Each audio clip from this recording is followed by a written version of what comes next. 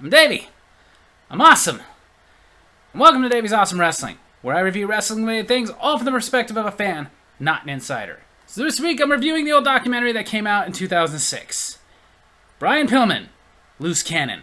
The documentary opens with actually his two sisters talking about childhood, how his dad died early, and how very early in childhood he developed polyps on his throat, and having to have over 40 surgeries from the time he was a kid, scraping the polyps off, which was the cause of his raspy voice. And about how when he got into his high school years, he started playing sports in hopes of getting a scholarship so he could go to college. But the one thing holding him back, even though he was a tremendous athlete, was his size. He was kind of short. But even though he didn't get a scholarship right off the bat, he ended up going to college and showing him what he could do, and they gave him a scholarship while he was there. Then even after college, again, because of his size, he did not get drafted by the NFL. But since he lived near Cincinnati, he went out and tried out as a free agent and was eventually added to the Bengals. But from there, when that part of his football career was over, he decided to go to the CFL, the Canadian Football League, and injured his ankle. And while he was injured, somebody suggested maybe you should try wrestling. And since he was already in Calgary, just happened to be somebody training wrestlers. Stu Hart. And it was one thing Brian Pillman was known for, was that he was one of the famous Hart Dungeon graduates. Even wrestled in Stampede Wrestling until he went to WCW, under the name Flying Brian Pillman, where he became the first WCW Light Heavyweight Champion. A title that didn't last all that long, not even a full calendar year, about 11 months. But he was still the first champion they had. He was definitely the introduction into what could be done with the smaller, more athletic guys, which later down the road did lead to the cruiserweights. But at the meantime, defending that light heavyweight championship, went on to have a historic rivalry that pretty much all of us wrestling fans that were around back then remember, of him and Japan's Jushin Thunder Liger. Which if you haven't seen any of those matches, you're on the YouTubes, go look some of them up. They are freaking fantastic. Then we get into a part of the documentary that I didn't think much of in 2006 when I saw it, but now since we've seen that episode of Dark Side of the Ring with Brian Pillman, hasn't really aged well. They go into him meeting his wife Melanie, them getting married. She had 2 children, he had 2 children, and they eventually had the one child together. Brian Pillman Jr. is currently a wrestler in AEW. And they talk about how Melanie did adopt his oldest daughter after his oldest daughter's mother had committed suicide, but they very much gloss over Melanie's involvement in that. But then they go back into his WCW career when he formed the tag team with Stunning Steve Austin, the Hollywood Blondes. They had commentary from Steve Austin, of course, talking about how most of the great stuff in that tag team was all his idea.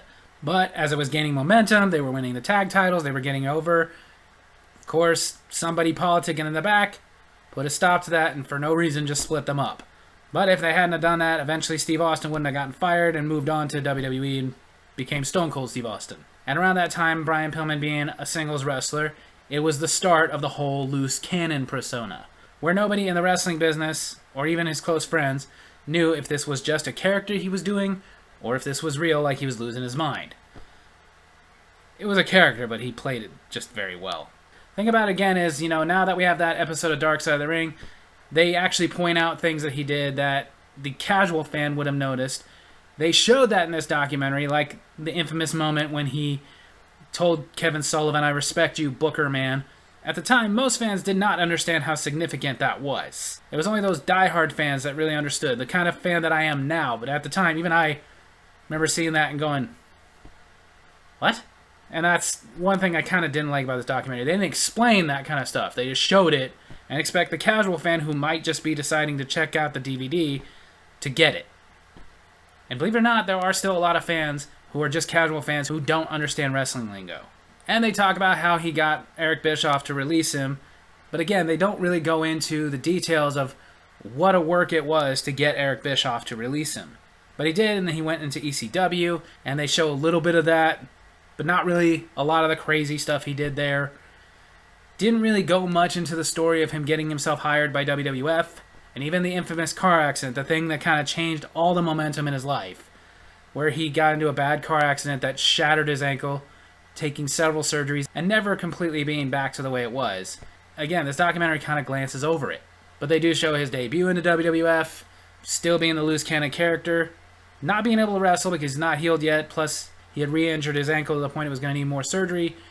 So they went into the infamous Pillman 9mm bit, which I remember plain as day from when I was a kid back then, watching WWF, going like, what the heck, is this real? Of course, they got in a lot of trouble for it, but You know what? That was part of the start of the Attitude Era, so who cares? I will give this documentary that. At least it didn't glance too much over the Pillman 9mm thing. But then they talked about him being a part of the Hart Foundation faction. When Bret Hart decided to start a faction with his brothers-in-law, his actual brother, and one of his closest friends, Brian Pillman. Which at the time made sense because he was a Hart Dungeon graduate. And while that was going on, he had a feud with Goldust. So yeah, going into his feud with Goldust, which was sadly the last wrestling feud he would ever be in. Not that it wasn't a good feud. At the time, it was very entertaining. Goldust had just recently turned face. Of course, Pillman was a great heel. And Pillman was going after Goldust's valet and real-life wife, Marlena. Now, this documentary does mention how before the real-life Virgil Runnels Jr. and Terry Runnels were husband and wife, that Brian Pillman and Terry Runnels had, in fact, dated.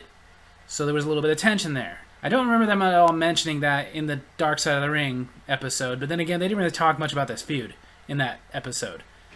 Mainly because the feud itself was just kind of a thing going on around the time that Pillman was heavily medicated on painkillers for his ankle. And of course, in the middle of this feud that was still ongoing, Brian Pillman died in a hotel room a night before a pay-per-view.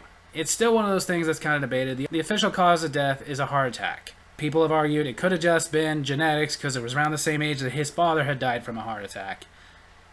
But I think it's pretty obvious to everybody that the painkillers probably had something to do with it.